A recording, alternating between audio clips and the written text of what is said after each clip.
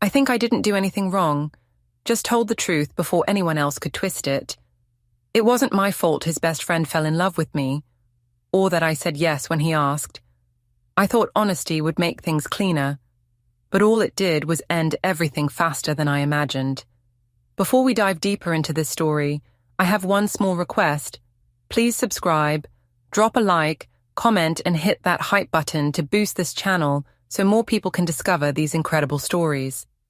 I think I didn't do anything wrong, just told the truth before someone else did. It wasn't like I planned to fall for Ryan. Things like that just happen when your husband forgets how to see you. Mark had turned into a shadow in his own house. Quiet, predictable, never angry, never curious. Ryan was the opposite. He laughed too loud, complimented too easily, and made me feel like I was visible again. If that's a crime, then I guess I'm guilty.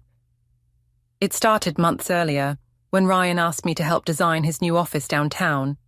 I'm an interior designer, and he said he wanted someone who gets my taste. I told him that was risky because I tend to take over spaces. He said he didn't mind being taken over. We both laughed. I thought it was harmless. Mark even said it was good networking. He trusted me. He trusted Ryan too much, really.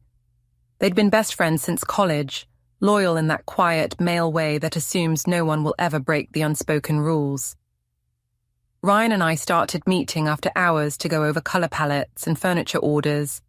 He'd bring coffee, sometimes wine, and tell stories about how Mark used to be wild in college. I'd pretend to be surprised. He'd laugh and say Mark had grown into a rock. I said rocks were steady, not exciting. He said, exactly. It became a rhythm between us. Banter, compliments, lingering glances.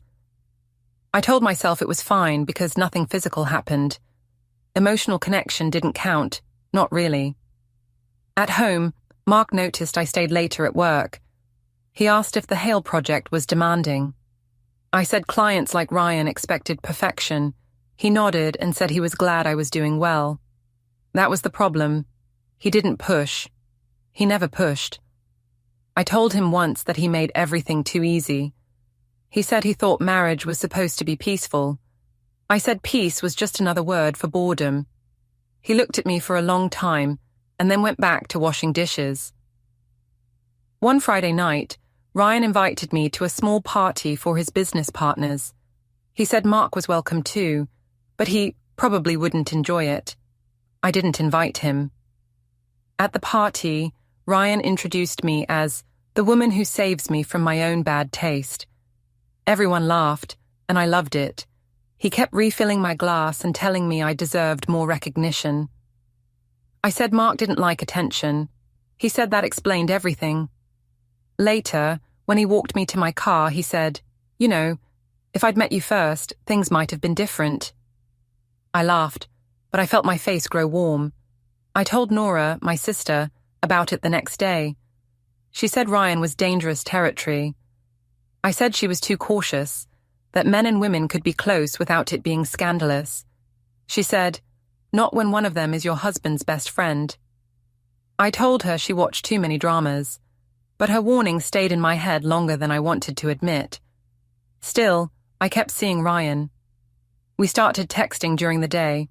Little jokes, private compliments. Once he sent a photo of a painting he'd bought and asked, "Would this look better in your house or mine?" I replied, "Maybe both." When I told Mark about the new piece, he said Ryan had good taste. I said, "He gets me." Mark said, "I get you too." I said, "You used to." He didn't respond. By early spring, Ryan and I had our own language, shared looks, subtle pauses. One afternoon he said, "You ever wonder if we made the wrong choices?" I said, "You mean in work?" He said, "In life?" I told him he was being dramatic. He said, "Maybe. But if I told you I could make you happier, would you believe me?" I didn't answer. I went home and cooked dinner for Mark and Ella, pretending everything was fine. During dinner, Mark said Ryan wanted to take him golfing next weekend. I almost choked. I asked if he'd said yes. He said he wasn't sure yet. I told him he should go, that they needed guy time. He smiled faintly and said, "You're encouraging me to see my best friend now." I said, "You make it sound suspicious." He said, "Should it be?" I looked away. A week later, Ryan texted me, "You know, if you ever left him, I'd marry you tomorrow." I stared at the screen, feeling both thrilled and terrified. I typed back, "Don't joke about that." He replied, "Who said I'm joking?" I didn't tell him to stop. That evening, Mark came home early and found me sitting on the porch, staring at my phone. He asked if something was wrong. I said I was just thinking about work. He said, "You've been thinking a lot lately." I said, "At least someone is." He asked what that meant. I said, "It means I'm tired of being the only one alive in this marriage." He didn't raise his voice. He just said, "If you're looking for excitement, maybe you should tell me before you go looking somewhere else." I told him not to accuse me of things he couldn't prove. He said, "I don't need proof to feel distance." Later that night, when I told Ryan what happened, he said Mark sounded insecure. I said he'd never been that way before. He said, "That's because you never gave him a reason." His tone was soft, but I heard the pride underneath. He liked that I was the reason for Mark's unraveling. I liked it too, even if I pretended otherwise. At Sunday dinner with Nora, she asked if everything was fine. I said Mark was being cold again. She said maybe he sensed something. I told her she was imagining it. Then Ryan called. I didn't answer, but the phone lit up with his name. Nora's eyes widened. I said it was work. She didn't believe me. That night, while Mark watched TV, I sat beside him pretending to scroll through design catalogs. Ryan texted, "You deserve better." I typed, "Maybe I do." Mark looked over then, quiet but aware. I could feel his suspicion like a shadow between us. I told myself it didn't matter. Ryan was right. If I'd met him first, maybe everything would have been different. When I went to bed, Mark stayed downstairs. I thought he was sulking. Later, I heard the front door open and close softly. I peeked out the window. His car was gone. I should have cared, but I only felt a strange calm. Maybe this was how change began. One small lie, one open door, one text you shouldn't have answered. Mark didn't mention leaving the next morning. He came back late, calm as ever, like nothing had happened. He made breakfast for Ella and asked if she wanted to visit the park after school. I waited for him to look at me, to ask where I'd been emotionally all these weeks, but he didn't. He just kissed Ella's forehead and left for work. His indifference felt heavier than anger. Ryan called that afternoon. He asked if everything was under control. I told him Mark was acting weirdly calm. He said, "That's how you know he's angry." I said, "Maybe he's just tired." He said, "No, he's thinking." That word unsettled me. I didn't want Mark thinking. I wanted him feeling, hurt, jealous, desperate. I told Ryan I'd handle it. He said, "You always do." Over the next few days, I tried to provoke something, anything. I came home late, said I'd been at client meetings. Mark didn't ask for details. He cooked dinner, helped Ella with homework, and went to bed early. I told him once he was getting boring.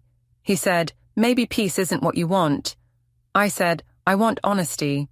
He said, "You mean confession." I told him he was being cryptic. He said, "You'll understand soon."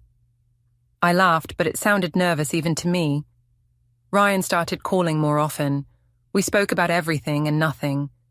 He said he was thinking about ending things with his girlfriend because some connections don't leave room for others. I said, "That's poetic." He said, "It's true." The way he said it made my pulse quicken. One afternoon, I met Ryan at his office to finalize the design layout. We stood close, looking over blueprints. His arm brushed mine. It wasn't an accident. I didn't move away. He said, "You make everything look better." I said, "You make me feel seen." It sounded rehearsed, like something from a film, but he smiled, as if it meant something. When I got home, Mark was sitting on the porch reading. He asked how work went. I said fine. He said, "Ryan's office again." I said yes because lying would have been too obvious. He nodded. That was all. I went inside and poured a glass of wine, but it tasted sour. That weekend, Ryan invited me to dinner, just us. He said he wanted to celebrate finishing the first phase of the project. I hesitated but said yes. When I told Mark, he just said, "Be careful not to ruin a friendship." His tone was even, but his eyes weren't. I said, "You're not my father." He said, "No, but I am your husband, for now." The last two words hit like cold water. At dinner, Ryan looked too relaxed, like a man with nothing to lose. He ordered wine, the same kind we'd had at his party. He asked if I was happy. I said, "Mostly." He said, "You don't sound sure." I said, "No one's ever sure." He said, "I am." He leaned closer and said, "I'd marry you if you gave me the chance." I laughed, but my hand trembled slightly around the glass. "You're serious?" I asked. He said, "I've never been more serious." I didn't answer right away. A part of me waited to feel guilt, but it didn't come. I only felt alive, like someone had finally picked me out of a lineup of invisible people. I said, "That's not funny."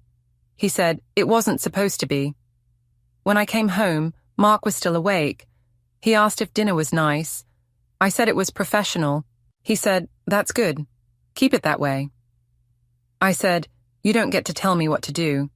He said, "No, but I get to decide what I accept." I asked what that meant. He said, "You'll see." I went upstairs, furious that he could sound so calm while I felt like fire. The next morning, I told Nora what Ryan had said. She looked at me like she didn't recognize me. "And you said what?" she asked. I said, "I didn't say anything." She said, "Not saying no is still saying something." I told her not to moralize. She said, "Then stop confessing." Later that week, Ryan showed up at my studio with coffee and a grin. He said, "I meant what I said." I said, "You need to stop." He said, "Why? You want this too." I said, "I don't know what I want." He said, "Then let me show you." It wasn't a question. I didn't stop him from holding my hand. That evening, Mark came home earlier than usual. I was startled. He said, "Ryan called me today." My stomach turned. "About work," he added. "He said the project's going well." I said, "It is." He said, "Good. I like when things go smoothly." I couldn't read his tone anymore. It was too measured, too practiced. I asked if something was wrong. He said, "No, just making sure we're all being honest." At Sunday dinner, Mark invited Ryan over. My heart dropped, but I pretended it was fine. Ryan looked uncomfortable, but he smiled at Mark like nothing had changed. Halfway through the meal, Mark said, "Funny how people mix business with friendship. Lines blur fast." Ryan nodded stiffly. I said, "Are you implying something?" Mark said, "No, I'm just observing." The silence that followed was suffocating. Ella asked why everyone was quiet. Mark smiled at her and said, "Adults sometimes forget how to use words." After Ryan left, I confronted Mark. I said, "You were testing us." He said, "You make it sound like an experiment." I said, "Because it was." He said, "And now I have results." I didn't sleep that night. I kept replaying his tone, that strange calm, the way Ryan's hand had trembled slightly when Mark looked at him. The next morning, Ryan texted, "He knows." I replied, "About what?" He wrote, "About everything." I called immediately, but he didn't pick up. Panic turned to anger. I sent a message. "You're the one who said you'd marry me. Don't back out now." He replied, "You said yes." That's when it hit me. I had said yes. Not out loud, not formally, but in every glance, every excuse, every time I made Mark the villain so I could feel like the hero. That night, when Mark came home, I decided to face it head on.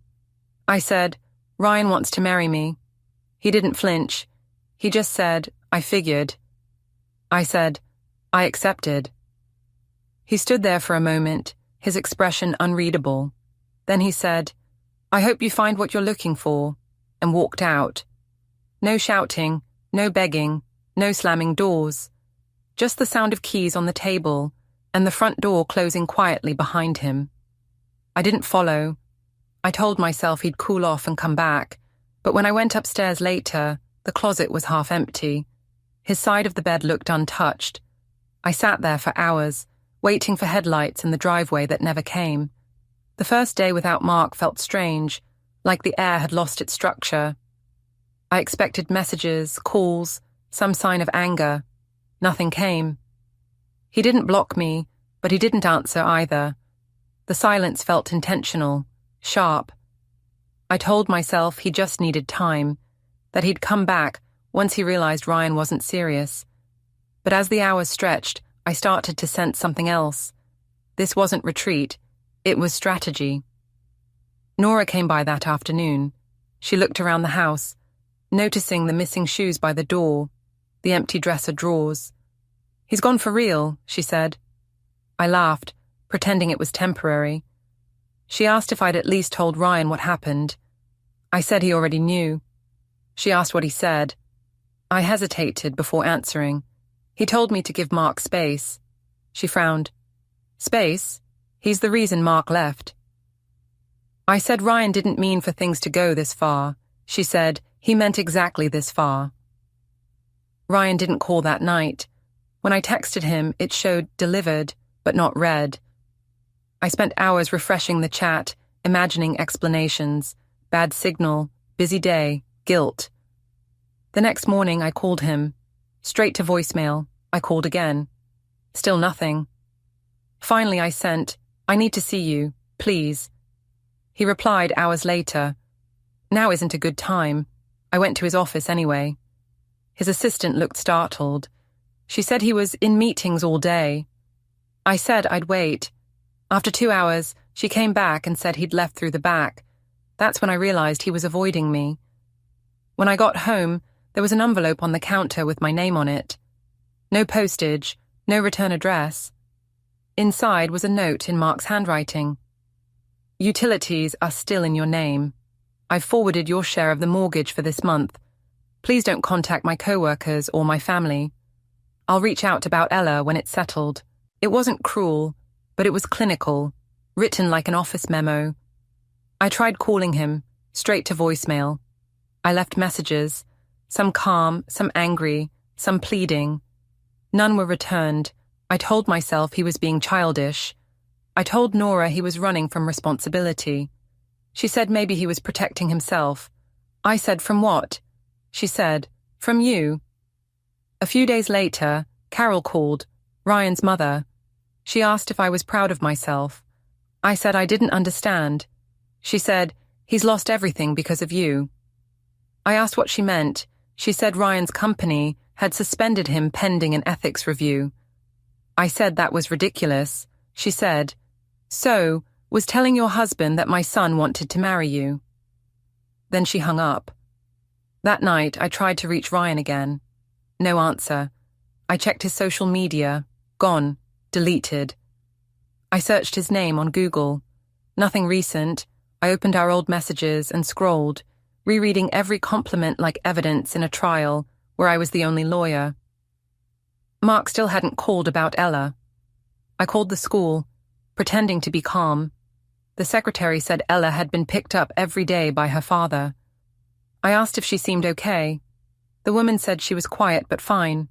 That word, fine, felt like a blade. I went to Nora's apartment for dinner. She told me to eat, to stop checking my phone. I said, "You don't get it. He's punishing me by disappearing." She said, "Or maybe he's finished." I said, "People don't just walk away from marriages." She said, "Some people do when they're done being humiliated." I told her she was taking his side. She said, "No one has to take sides when the facts are this obvious." That night, I posted online, for the first time since Mark left, a picture of my reflection in the studio mirror with the caption, "Sometimes truth burns everything, but at least it's clean." It got mixed reactions. Friends from work commenting hearts, while Carol posted a single comment, "Truth and cruelty aren't the same." I deleted it immediately, but screenshots spread. 2 days later, a courier came to the door. He handed me a thick envelope labeled Daniel Wu, Attorney at Law. I opened it without thinking. Inside were legal documents, notice of separation, request for custody evaluation, and an asset disclosure form. Attached was a list of exhibits, copies of my messages with Ryan, transcribed from Mark's backup storage, every line I'd written, every flirt disguised as humor, every post about freedom. I called Nora in a panic. "He can't do this," I said. She asked what exactly I thought he couldn't do. Protect himself? She said, "He's building a record, Lydia. Every message, every post. He's making sure he doesn't lose his daughter." I said, "He wouldn't take Ella from me." She said, "You already left her first." The words hit harder than I expected. I hadn't thought of it that way. I wanted to argue, but I couldn't find the right lie. Later that night, I drove to Mark's office. The security guard said he was gone for the evening. I sat in the parking lot for almost an hour, hoping he'd show up. When I finally drove home, I found another envelope taped to the door, this time from Ryan. His handwriting, short and blunt. "I can't do this. Don't contact me. Please move on." I stared at the note until the words blurred. Then I ripped it up, but the pieces felt heavier than the paper should have. The next morning, I found out Ryan had left Portland. Carol posted online that he'd taken a consulting position in Denver. I read the comments congratulating him. No one mentioned me. It was as if I'd never existed. By the end of the week, the only thing left was the echo of everyone's silence. Mark's, Ryan's, even Ella's. I tried to call my daughter again, but the call went through to voicemail. Her recorded voice said, "You've reached Ella and Daddy. Leave a message." I said, "It's Mommy. I miss you. Tell Daddy I just want to talk." The line clicked. My voice sounded like someone else's, someone who had told the truth, thinking it would set her free, and didn't realize until too late that it only left her nowhere to go. The following weeks blurred together, one long stretch of waiting for something that never came. I woke up every morning expecting a message from Mark or Ryan, but the phone stayed silent. I kept telling myself that silence wasn't rejection, just delay. I started going to work earlier, staying later, anything to keep from thinking. Still, everything reminded me of what I'd lost.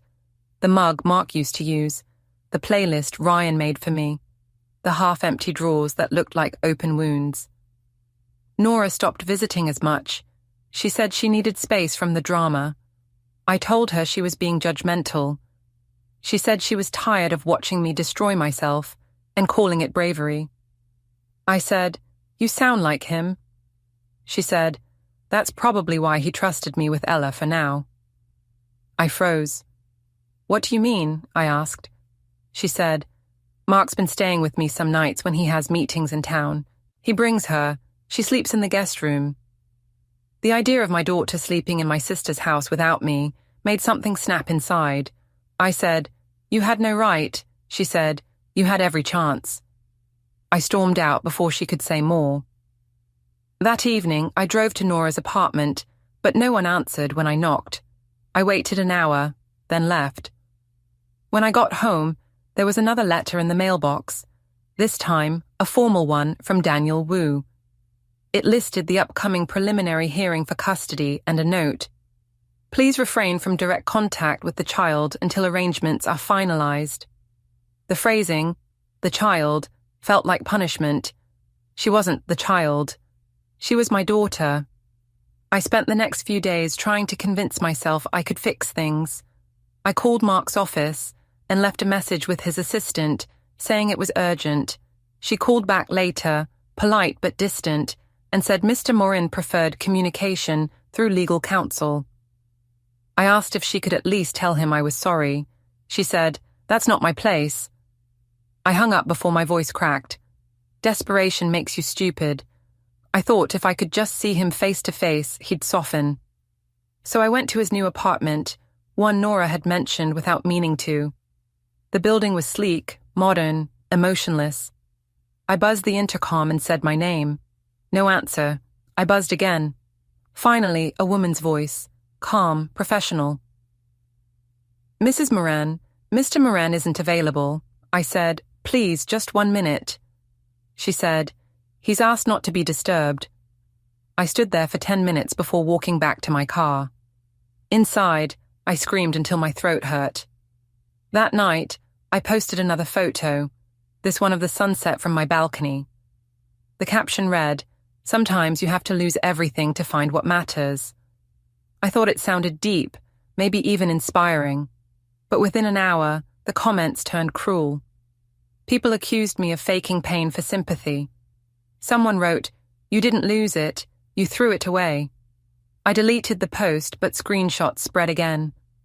The next morning, another email arrived from Daniel Wu's office. It was short, to the point. Due to continued public activity, my client is requesting a restraining order to prevent defamation or interference with custody proceedings.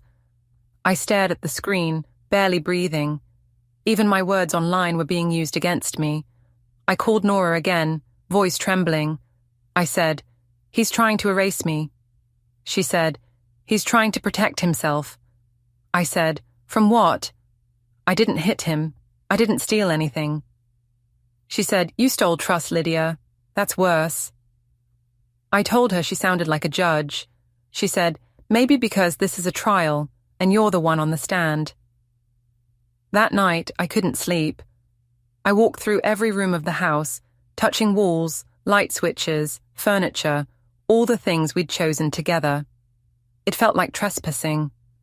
I found an old photo of the three of us at the beach. Mark had his arm around me, and Ella was sitting on his shoulders, laughing. I traced their outlines with my finger until the glass fogged with my breath. The next morning, there was a knock at the door. I thought maybe, finally, Mark had come. But it was another courier. He handed me a large envelope, same crisp paper, same cold precision. Inside were copies of financial statements and a court filing. Temporary custody granted to petitioner pending review. At the bottom, it read, all contact through authorized visitation centers only. I dropped the papers on the floor. The room went quiet except for the ticking clock. Then I saw another document attached, a printout of my recent social media posts, highlighted and annotated. Public pattern of unstable emotional expression. That's what the caption said. They were turning my captions into evidence. I called Ryan. For some reason, I still thought he might fix this. The number was disconnected. I tried Carol next. She didn't even let me finish my sentence before saying, you're still blaming him. My son moved across the country to escape this mess. I said, he told me he loved me. She said, he tells people what they want to hear. You're just the first one who believed him enough to burn your own house down. Her words echoed long after she hung up. I sat there, staring at the phone, realizing that somehow, in trying to prove I was honest, I had become everyone's villain. That evening, I went for a drive without a destination. I ended up outside the courthouse. The lights inside were still on, soft and steady. I watched people come and go. Lawyers, couples, strangers. Every one of them looked like they had something to lose. I parked across the street and stayed there until the lights went out. When I got home, I saw one last email waiting for me, from Mark. Just a few lines. The paperwork will be finalized soon. Please don't make this harder for Ella. I wish you peace. No signature, no goodbye. Just closure, written like an instruction. I stared at it until my eyes burned, then shut the laptop. For the first time, I understood what his silence really meant. It wasn't punishment, it was freedom. The kind that didn't include me. The hearing notice came a week later. Heavy paper, official seal, my name printed beside respondent. The word looked foreign, like a label from another life. I held the envelope for hours before opening it. When I finally did, I saw the date circled in blue ink, 10 days from now. Below it, in neat type, custody and asset review. It was real. I called Nora. She said she already knew. Mark had told her so she could help coordinate Ella's schedule. That detail cut the deepest. Not that she knew, but that he trusted her with logistics more than me. I said, "You're on his side." She said, "I'm on Ella's." That night, I called Daniel Wu's office myself. His assistant said he couldn't speak directly to me since he represented Mark. She gave me the number of another attorney who might help. I wrote it down, though my hand was shaking too much to read it. When I met with the new lawyer, a woman named Karen O'Donnell, she didn't sugarcoat anything. She flipped through the files I brought, my social posts, and the messages from Ryan. Her face didn't change once. Finally, she said, "You've made this difficult for yourself." I said, "I was just being honest." She said, "Honesty doesn't erase consequences." I told her Mark had overreacted. She said, "No, he prepared." Karen explained what abandonment meant in legal language. I tried to interrupt, but she kept going, steady, clinical. She said every photo, every caption about freedom or truth could be used to prove instability. She asked if I'd deleted them. I said yes. She said it didn't matter. Screenshots lived forever. When I got home, I sat in the living room surrounded by papers. The air smelled like printer ink and failure. I told myself this was temporary, that Mark would calm down once he saw I wasn't fighting him. But deep down, I knew it wasn't about calming down. It was about closure. The next day, I went to the design studio. My co-workers looked at me strangely, their smiles too polite. I found out later why. Someone had emailed them an article about high-profile domestic cases involving workplace relationships. My name wasn't mentioned, but the timing wasn't coincidence. One client called to pause our project indefinitely. Another stopped responding altogether. At lunch, I sat alone scrolling through old texts from Mark, ones I'd ignored at the time. Little things. Reminders about groceries, notes about Ella's school events, a picture of a sunset captioned, "Wish you were here." I had replied with a thumbs up. Now that small emoji felt cruel. I went home and found another letter from Daniel Wu's office. Inside was an updated financial summary. Mark had frozen the joint account and moved funds into separate trust holdings for the benefit of the child. My signature was no longer required. I called Karen, panicking. She said, "That's standard. It's legal protection." I said, "He's cutting me off." She said, "He's protecting what's his." Later that night, I tried writing a statement for the hearing. I wanted to sound calm, composed, reasonable. I wrote, "I only wanted honesty in my marriage." Then crossed it out. I wrote, "I never meant to hurt anyone." Crossed that out too. Every sentence looked small next to the facts. When I couldn't sleep, I called Nora again. She answered on the second ring. I said, "He's taking everything." She said, "You gave him every reason." I said, "You think I deserve this?" She said, "I think you need to stop talking about deserving and start talking about learning." I hung up before she could continue. The next day, I drove past Mark's new apartment. I didn't mean to. My hands just steered that way. The curtains were open. Through the window, I saw him sitting at the table, reading something while Ella colored beside him. They looked peaceful, like a photograph you couldn't buy back. I stayed until the lights turned off. When I got home, another email waited for me, this time directly from Mark. It was short. "Please confirm you've received all legal notices. Further communication should go through counsel. No greeting, no ending, just efficiency." Karen called the next morning to prepare me for the hearing. She said, "Stay calm. Don't interrupt. Don't make emotional arguments." I said, "So I can't tell the truth?" She said, "Not if the truth sounds like self-pity."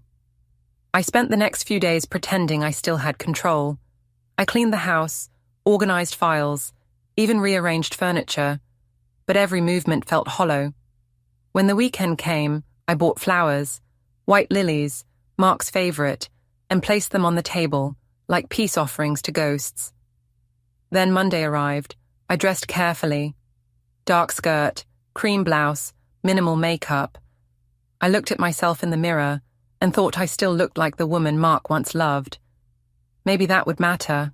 Outside the courthouse, the air smelled like rain. I saw Mark standing near the steps, talking quietly to Daniel Wu. He looked the same, steady, composed, but thinner, as if the weight I'd carried had shifted onto him. I almost called out, but Karen placed a hand on my arm and said, "Don't."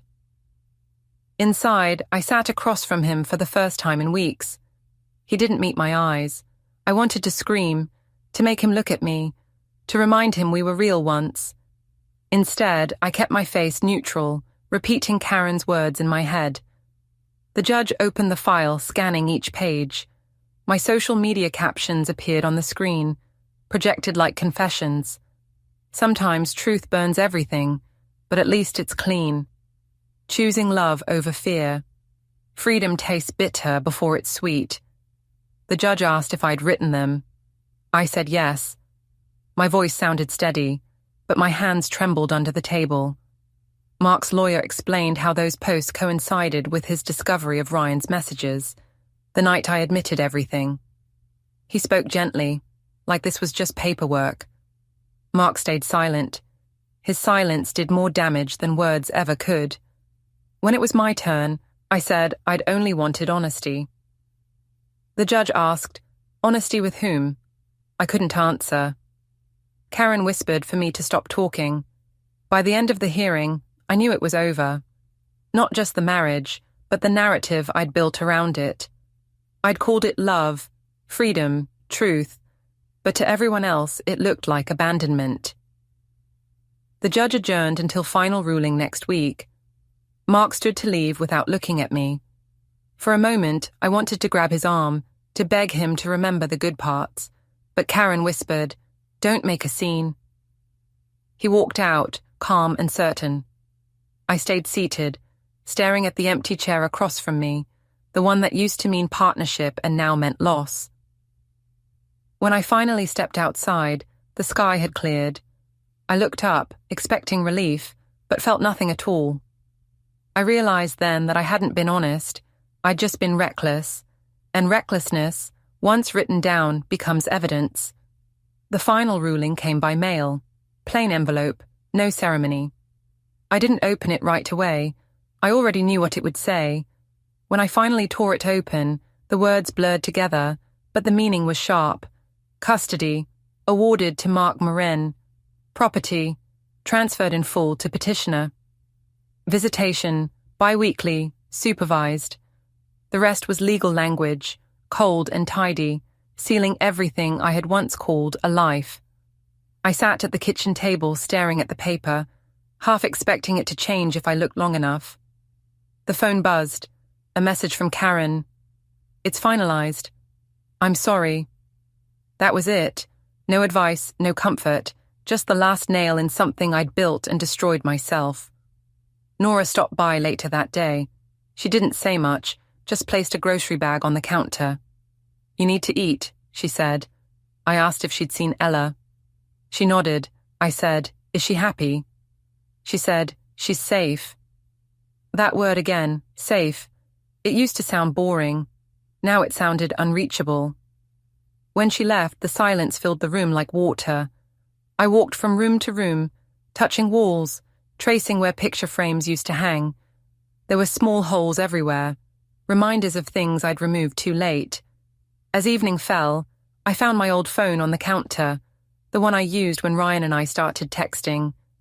I charged it and opened the messages, scrolling through every promise, every joke that had felt like destiny at the time. Halfway down the thread, the screen froze. The last unread message from him said, "Don't ruin your life for this." I laughed, but it came out cracked. Then I checked my email one last time. A new message from Mark, only one line long. "The transition is complete. Please communicate through the center. No bitterness, no accusation, just finality." I went to the window and watched the streetlights flicker on. Somewhere out there, he was probably reading Ella a bedtime story. maybe the same one he used to read when we were still a family. The image should have hurt more than it did. Instead, I just felt tired, like the punishment wasn't losing them, but realizing how easily they could live without me. I folded the court papers neatly, placed them in a drawer, and whispered to no one. At least I told the truth. The words echoed softly, small and pointless, before disappearing into the quiet. Don't forget to hit like, subscribe, and turn on the bell so you don't miss the next story. Write in the comments from which city you are watching.